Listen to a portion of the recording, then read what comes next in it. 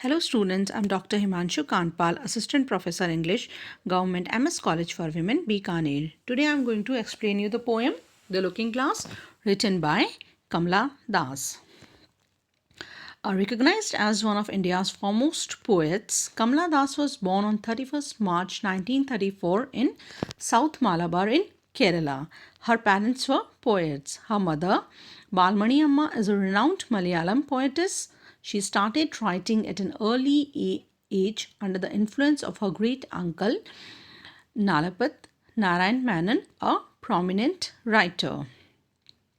Das was also affected by the poetry of her mother and the sacred writings kept by the matriarchal community of Nayars.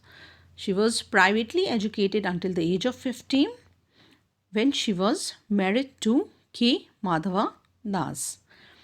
She was 16 when her first son was born, and she herself admits that she was mature enough to be a mother only when my third child was born.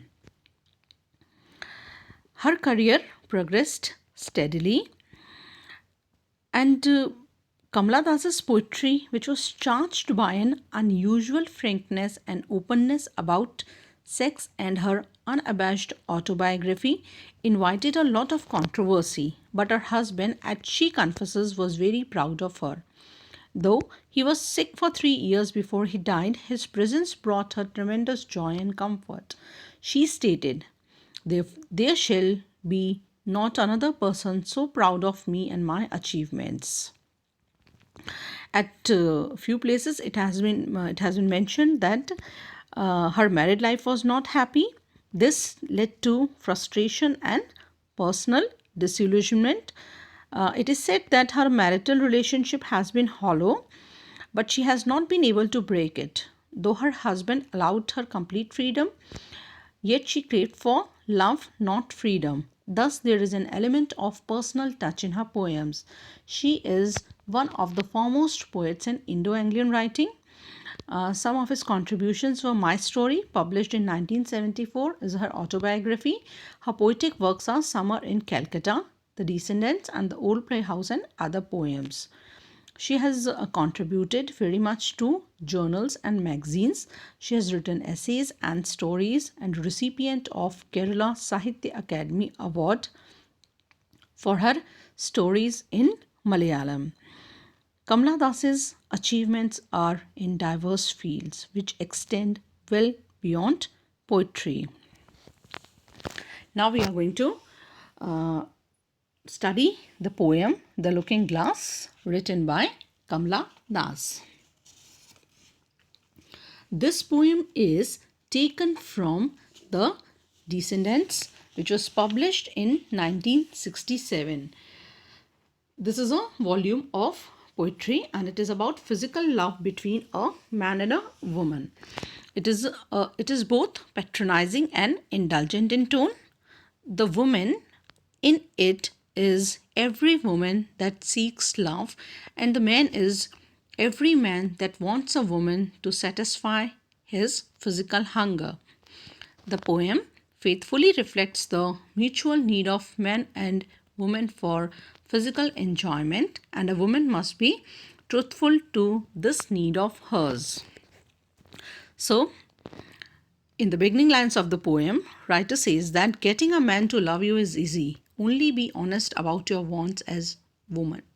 Stand nude before the glass with him, so that he sees himself the stronger one, and believes it so, and you so much more softer, younger, lovelier.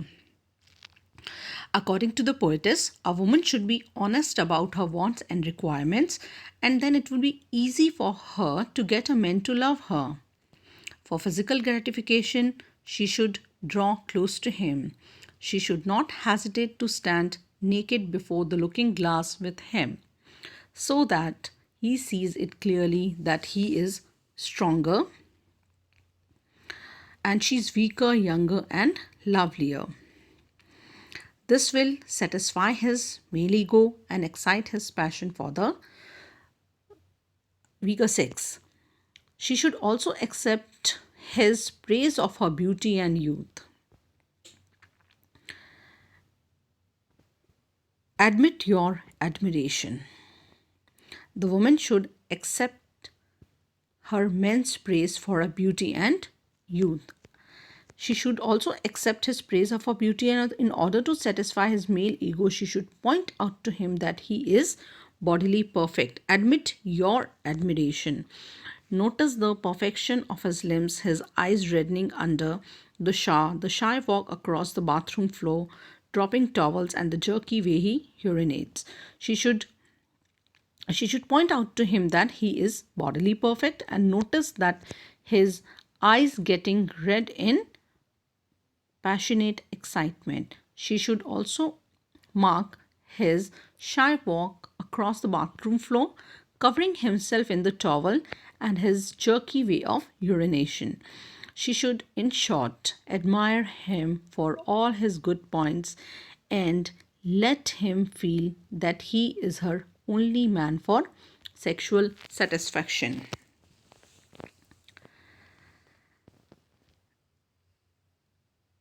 All the fond details that make him male and your only man. Gift him all, gift him what makes you woman. The scent of long hair, the musk of sweat between the breast, the warm shock of menstrual blood, and all your endless female hungers. As a woman true to her nature, she should give herself over to him totally. She should offer to him the scent of her long hair, the musk the scent obtained from the gland of musk deer, the musk of her breast, and the warm shock of her menstrual blood. She should allow him to have his fill of sexual pleasure and indulge in it with all her endless female hungers. He would then feel that she is not only satisfying his lust but also hers. Oh, yes, getting a man to love you is easy, but living without him afterwards may have to be faced. Again, the poetess returns to the initial impulse in the poem and asserts that it is easy to get a man to love a woman, but that it is very difficult to carry on her life after he has gone away forever.